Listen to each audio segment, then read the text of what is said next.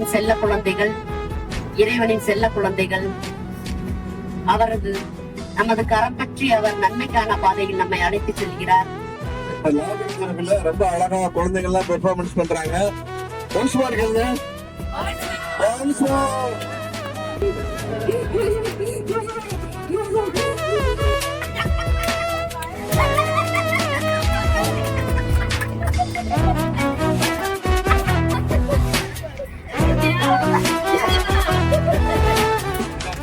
ரொம்ப ரொம்ப சந்தோஷமா இருக்கு, ஆனந்தமா இருக்கு. உங்க எல்லாம் பார்க்க ரொம்ப சந்தோஷமா இருக்கு. நிறைய இந்த மாதிரி இது சுற்றுலா வரும்போது நிறைய பழக்க வழக்கங்கள் வருது. இது மூலியமா மக்கள் ரொம்ப சந்தோஷம்.